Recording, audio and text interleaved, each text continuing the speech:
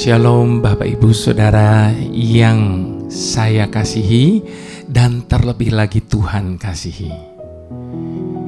Bagaimana dengan hidup kita hari ini? Semuanya berjalan baik? Puji Tuhan kalau semuanya berjalan baik.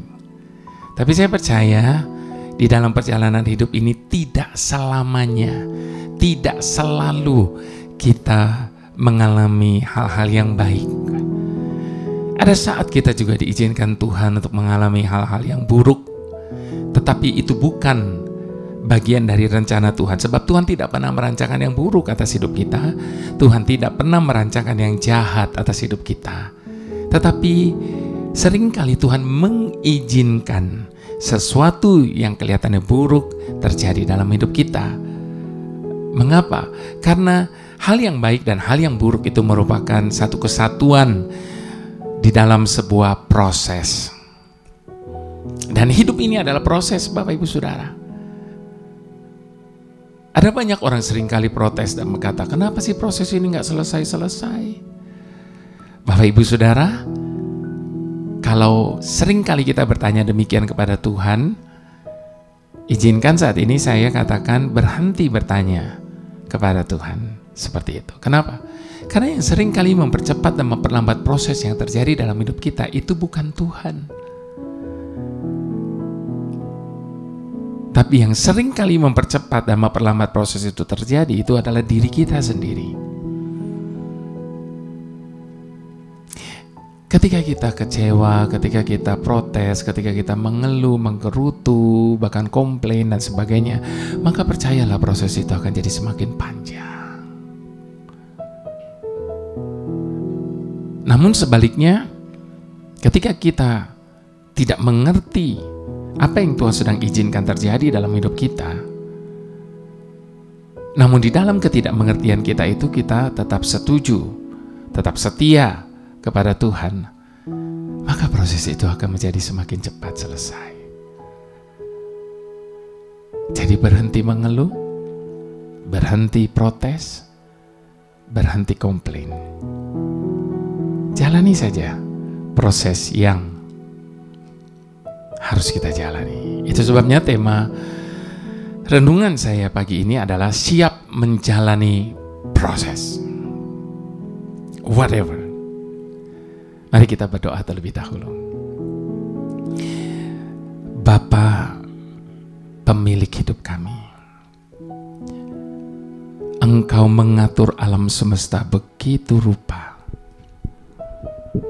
Setiap bintang-bintang yang Kau tempatkan, dan Engkau menamainya satu demi satu. Engkau mengatur terbit dan terbenamnya matahari. Engkau mengatur segala musim.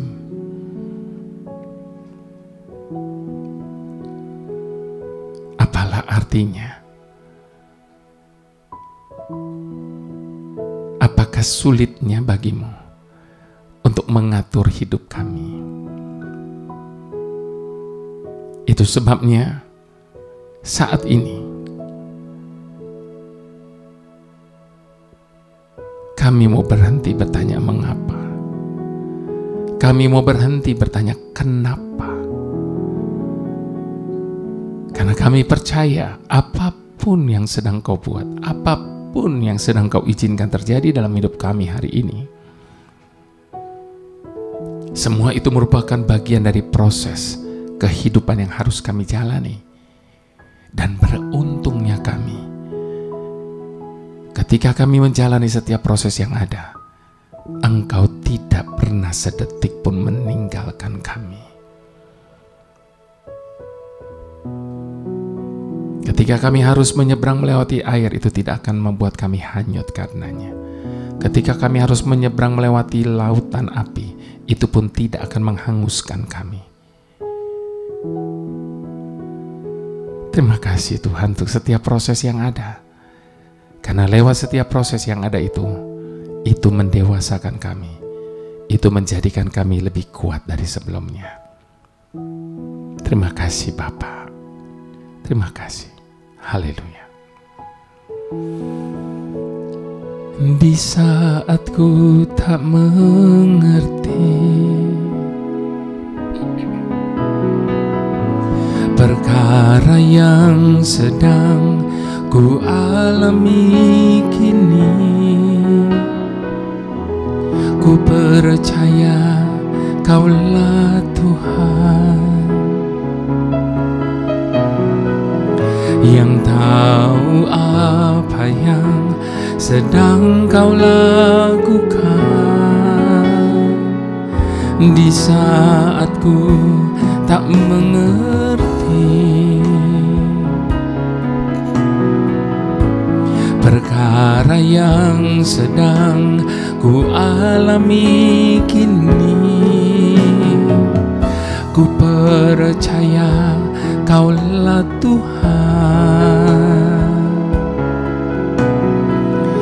yang tahu apa yang sedang Kau lakukan. Ku tahu Kau sedang mengajarku lewat segala sesuatu, agar ku semakin serupa gambaran-Mu. Berikan ku hati sebagai murid-Mu yang mendapat hikmat-Mu, agar ku selalu tinggal di dalam kemuliaan-Mu. Ku tahu Kau sedang mengajarku lewat segala sesuatu, agar ku semakin serupa gambaran-Mu. Berikan ku hati sebagai murid-Mu yang mendapat hikmat-Mu, agar ku selalu tinggal di dalam kemuliaan-Mu.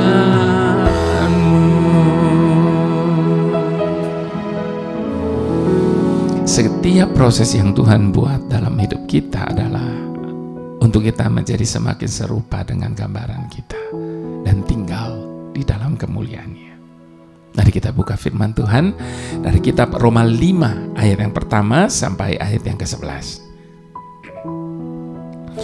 Judul dari perikop ini hasil pembenaran. Sebab itu kita yang dibenarkan karena iman, kita hidup dalam damai sejahtera dengan Tuhan oleh karena Tuhan kita Yesus Kristus.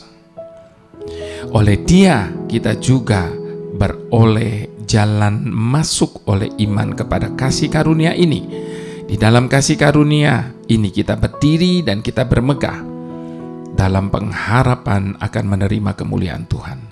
Dan bukan hanya itu saja, kita malah bermegah juga dalam kesengsaraan kita, karena kita tahu bahwa kesengsaraan itu menimbulkan ketekunan, dan ketekunan menimbulkan tahan uji, dan tahan uji menimbulkan pengharapan. Dan pengharapan tidak mengecewakan, karena kasih Tuhan yang dicurahkan di dalam hati kita oleh Roh Kudus yang telah dikaruniakan kepada kita. Karena waktu kita masih lemah, Kristus telah mati untuk kita orang-orang durhaka pada waktu yang ditentukan oleh Tuhan.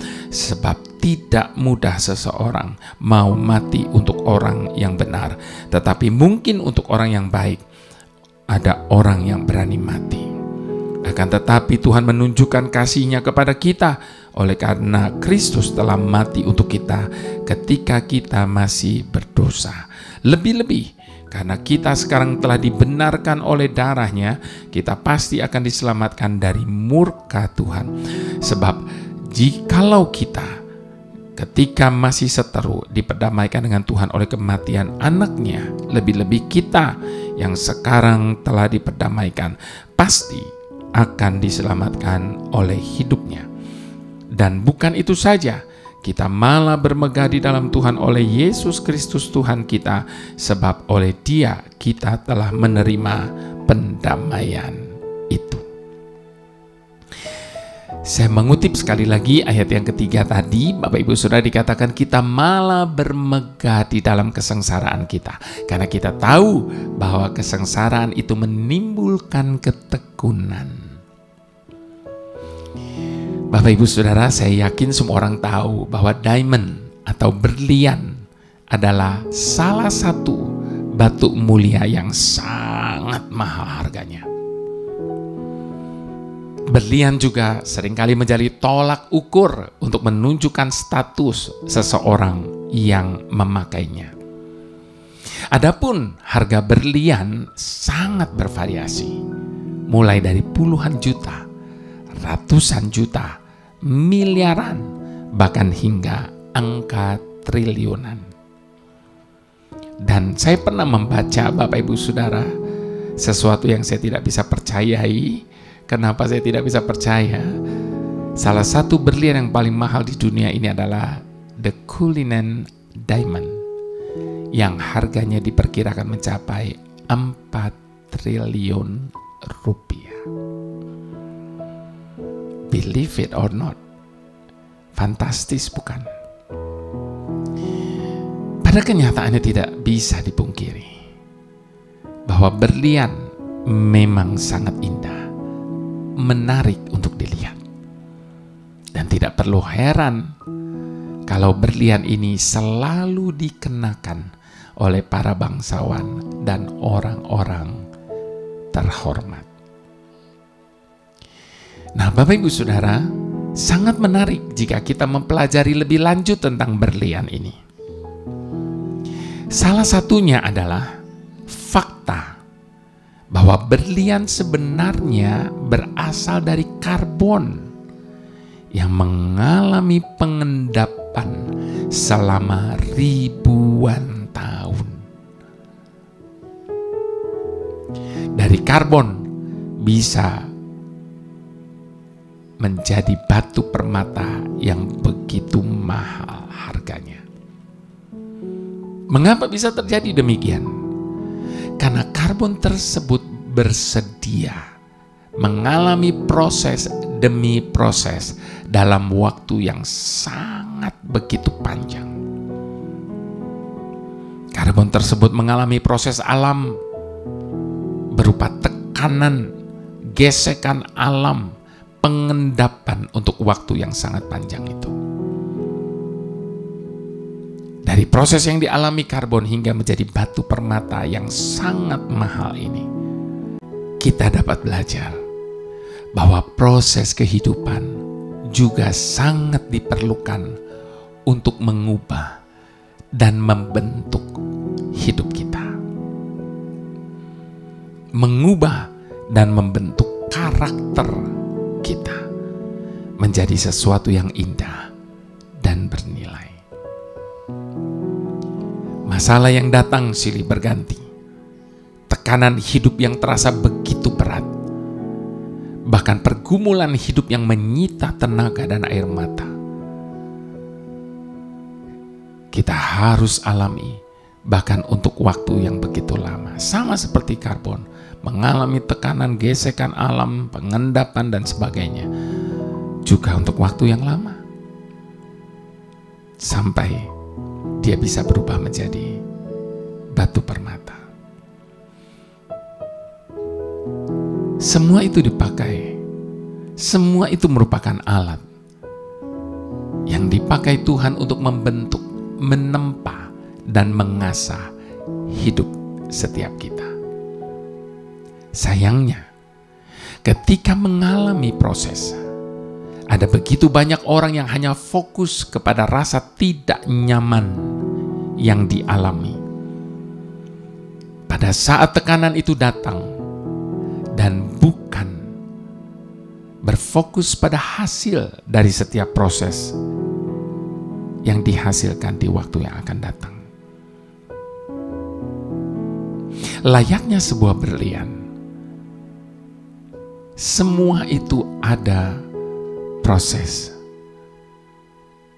Dan biarlah kita tidak hanya berfokus pada rasa tidak nyaman, tetapi kita berfokus pada hasil dari setiap proses itu.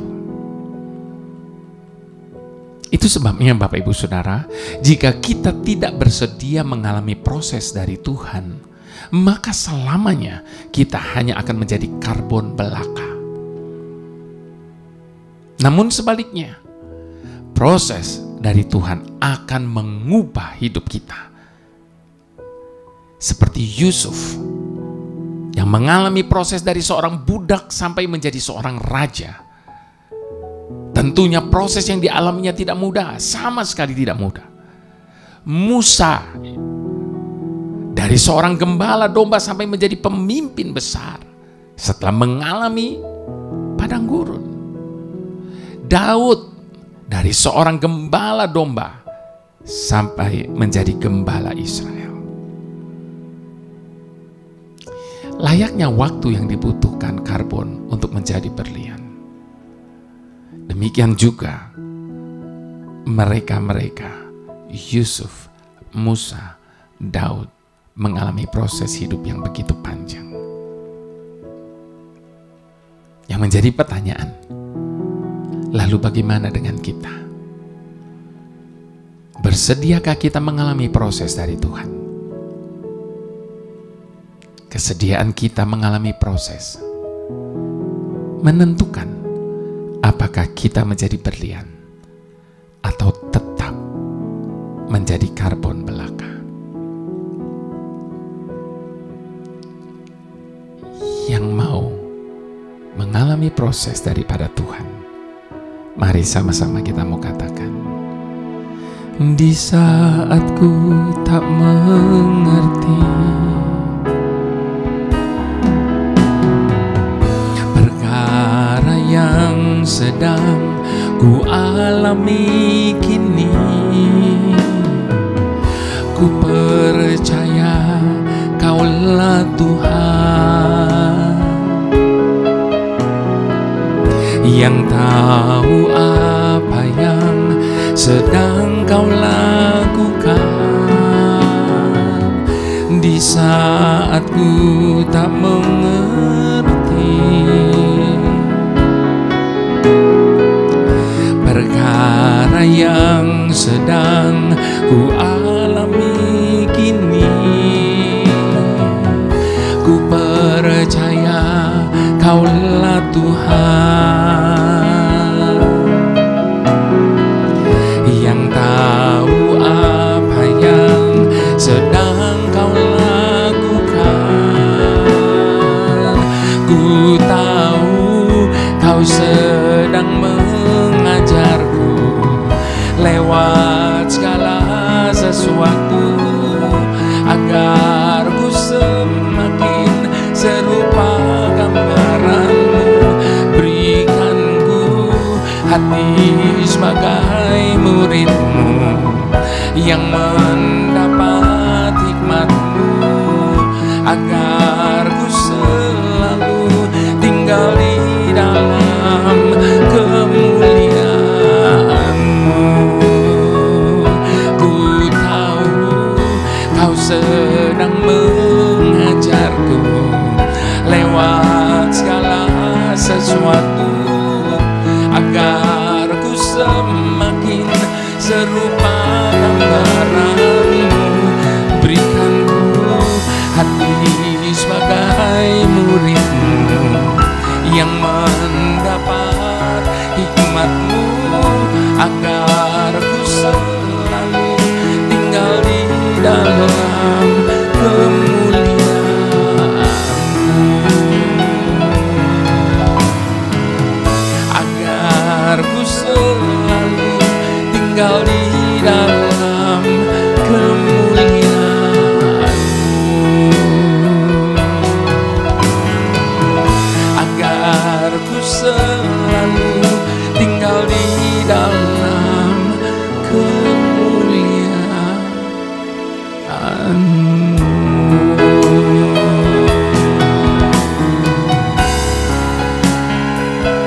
Ajar kami Tuhan,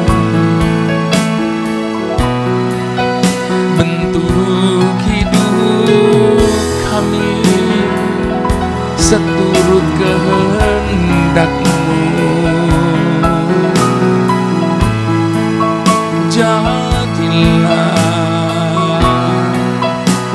pada kami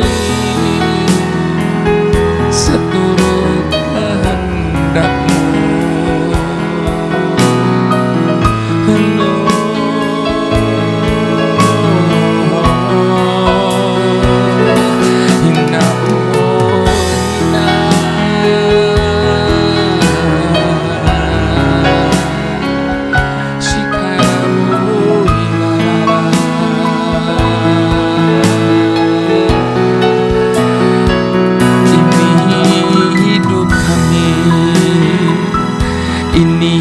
Hati kami, ini kehendak kami.